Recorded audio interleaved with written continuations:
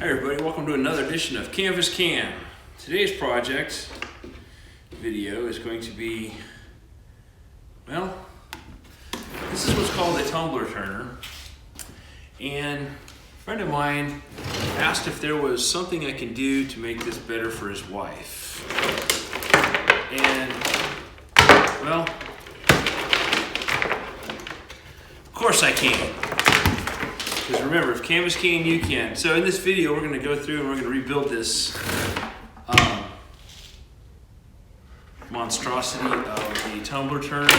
But we're going to do it with a little bit of canvas flair. All links of materials will be left in the description below. If it's your first time here, hit the little subscribe button and hit the bell next to it.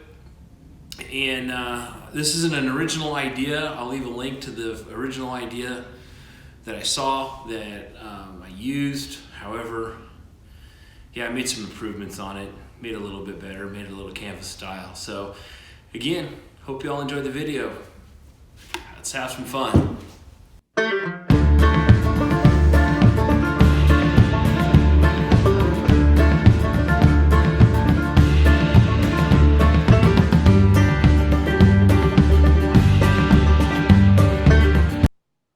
The first part of this video, you can see me, I'm disassembling the old tumbler turner because that's just what I wanted to do, and I didn't want to try and reuse any of the other parts. A lot of the parts I did save to be able to make another one for the lady that asked me to do this. So yeah, save all you can. If you've got a tumbler turner and you're taking it apart, save the parts, save the pieces. You can always use it for something else. You can see this is all the stuff that I was able to save off the old tumbler turner. Here you can see I'm breaking down the materials. I had 3/4 inch plywood that I had on hand, so that's what I used. You can use 1/2 inch plywood, MDF, or any 1x material. I use a table saw because that's what I had. If you don't have a table saw, you can use a circular saw with a guide. And if you don't have that, your local big box store, Home Depot, Lowe's, will break down the material for you. All you gotta do is just ask them to do that.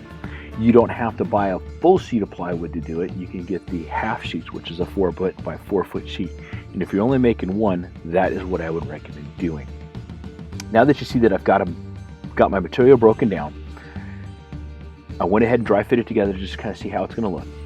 Then I laid out my holes for the motors as well as where the PVC comes through. What I did there is I came in 6.5 inches on one side, 6.5 inches on the other side. That gives me 35 inches from point to point. That's how many sections I needed to have in there to give me my 6 stations. It's 7 inches apart. So from one point or the other, I just start measuring over 7 inches. And that gives me the center, part of the center point. Then I measure down 2 inches from the lip, from the top down, and that gives me my exact center of where I want my holes to be drilled.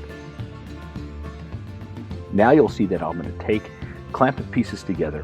And then I'm going to use an 1.25 inch hole Forstner bit. If you've got a Forstner bit, you can use it. If you got an 1.25 inch auger bit, or if you got an 1.25 inch hole saw, it'll still work. You'll see that I'm going to use my drill press for this. And the reason why I use the drill press is if I had it, it allows me to be able to accurately drill the holes. If you don't have a drill press, you can easily do this with a cordless drill, or you can do it with a corded drill and get the same result. I chose to use pocket screws because that's what I had on hand, and it seems to make it go a little bit faster to put it together. And you don't need that many pocket screws. If you're using the Craig jig, you can set it up and follow the directions to set it up. And again, you don't need a corded drill. You can use a cordless drill on this. Now you see that I am actually rough sanding the sides of it to make it all smoothed out and get ready to go for glue up. I use Titebond 2 glue for the glue up. Now the clamps that you see that I'm using, these are 12-inch F-style clamps, and I actually picked those up at Harbor Freight. So if you have a Harbor Freight near you, that's a great place to get clamps. I think I paid $6.99 for these clamps, and you only need 2 or 3 of them to get the project going, or 4. You need 4 of them to get a good solid fit on it. And basically, you just want the clamps to hold it in place while you set the screws, and set your screws following the directions in your Craig setup, and there you go. And you can rinse and repeat from the other side. Here's your pro tip for the day. If you're drilling through multiple pieces of wood to make sure that the holes are aligned, make sure you label both sides left, right, and top, top, bottom, bottom. That way, when you go to put it together, You make sure the tops are going all the same direction. You got the lefts going in the same direction, the rights go in the same direction. That way your holes are going to line up. Now you see here I'm putting in the side pieces. These are pieces that are cut 6.5 inches wide, 8 inches tall. And as you see that I'm using a finish nail to put it together. You don't have to use finish nails for this. If you've got the Craig jig, you can use Craig screws. If you're going to use Craig screws, put the Craig screws on the bottoms. Use your clamps that you bought at home at Harbor Freight, put it on the sides, and then you can run screws in on those sides. You'll notice that once I get it all set up, I put my edge clamp on. That edge clamp is $6 at Harbor Freight. It's a great little tool to have in your shop. What it does is it puts equal pressure all the way around, and it makes sure that your corner stays square. Here you see I'm putting the nylon bushings inside the PVC fittings. It didn't fit as tight as I wanted it to, and so what I did is I wrapped one layer of black electrical tape around it and slid it in, because as you see in the video, I went and I drilled through it. Last tumbler turner that I made, I found that it was easier to put the pieces in, mix up some 5-minute epoxy, and put the 5-minute epoxy in there and let it set overnight and let it cure. Then I came back through and I used a 9/32 drill bit, and I drilled the hole out, and friction fit onto the motor so that it doesn't come off.